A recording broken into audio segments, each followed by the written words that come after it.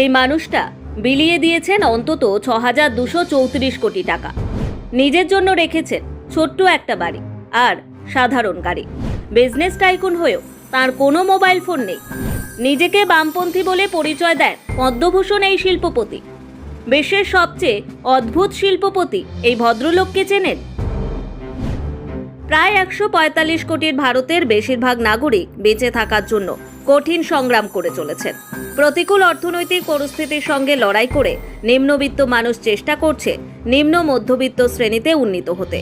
আবার নিম্ন মধ্যবিত্ত মানুষ লড়ে যাচ্ছে মধ্যবিত্ত বা উচ্চ মধ্যবিত্ত হতে।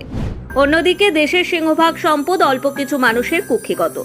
অথচ দেখা যায় ব্যাংক থেকে ধনীরা অতি সহজে ঋণ পেলেও স্বল্প আয়ের মানুষ অনেক ক্ষেত্রে ঋণের সুবিধা পান না। এই নিম্নবিত্ত মানুষ যারা সাধারণত ব্যাংক থেকে ঋণ পান না, তাদেরকে ঋণ দেওয়ার মাধ্যমে নিজের এক বিশাল সাম্রাজ্য গড়ে তুলেছেন তিনি। অথচ আশ্চর্যের কথা, তিনি তার আংশিক সম্পদ বিলিয়ে দিয়েছেন আর নিজে রেখেছেন শুধু ছোট্ট একটা বাড়ি আর লাখ চারেক টাকার একটা গাড়ি। শুনলে অবাক হবেন, প্রায় ৬,২৩৪ কোটি টাকা বিলিয়ে দিয়েছেন এই ভারতীয় বিজনেস টাইকুন, যার বলতে গেলে নিজের কোনো মোবাইল ফোনও নেই। ভদ্রলোকের নাম রামামূর্তি থিয়াগরাজন, আর থিয়াগরাজন নামেই তাঁকে চেনে গোটা বিশ্ব। তাঁকে বিশ্বের সবচেয়ে অদ্ভুত ধনকুবের শিল্পপতি বলে ডাকা যেতে পারে। আর থিয়াগরাজন তৈরি শ্রীরাম গ্রুপ বর্তমানে একটি মাল্টি বিলিয়ন ডলারের সাম্রাজ্য, যা অনেকদিন থেকে বিশ্বের বড় বড় বাণিজ্যিক প্রতিষ্ঠানকে পেছনের সারিতে ফেলতে পারে। ভারতের গরিব গুরব মানুষকে ট্রাক, ট্রাক্টর এবং অন্যান্য গাড়ি কেনার জন্য ঋণ প্রদান কার্যক্রমের অন্যতম পথিকৃৎ। আর থিয়াগরাজন চেন্নাই ভিত্তিক শ্রীরাম গ্রুপকে এমন এক প্রতিষ্ঠানে পরিণত করেছেন যেখানে সব মিলিয়ে এখন প্রায় ১,২২,৫০০ মানুষ কর্মরত। কিভাবে এই সাফল্য এলো? গরিব মানুষকে লোন পেতে যেখানে বছরের পর বছর হন্যে হতে হয়, সেই জায়গায় দাঁড়িয়ে থিয়াগরাজন দরিদ্র মানুষের জীবনযাপনের মান উন্নয়নের লক্ষ্যে একেবারে সহজ শর্তে ঋণদানের ব্যবস্থা করলেন। ৩৭ বছর বয়সে থিয়াগরাজন তার বন্ধু ও আত্মীয়দের সঙ্গে মিলে প্রতিষ্ঠা করলেন শ্রীরাম চিটস। ক্রমে ক্রমে আরও কিছু প্রতিষ্ঠান গড়ে তুললেন এবং শেষ পর্যন্ত ৩০টি কোম্পানি নিয়ে শ্রীরাম গ্রুপ প্রতিষ্ঠা করেন। ১৯৭৪ সালে শ্রীরাম গ্রুপ তৈরি করেন তিনি।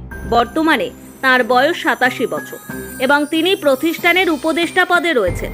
আর বর্তমানে সেই শ্রীরাম গ্রুপের গ্রাহক সংখ্যা দাঁড়িয়েছে প্রায় ২.৫ কোটি।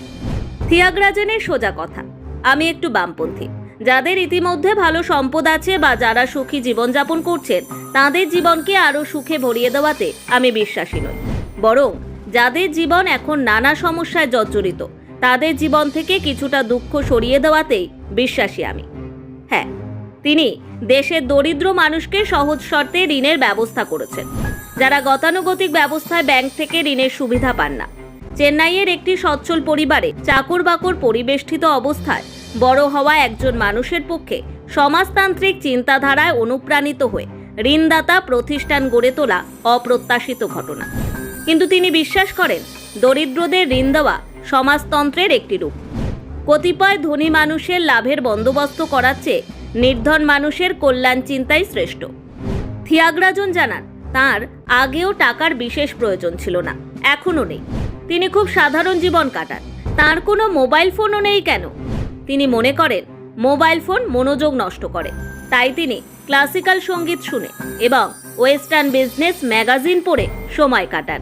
Bureau report, one Bengal.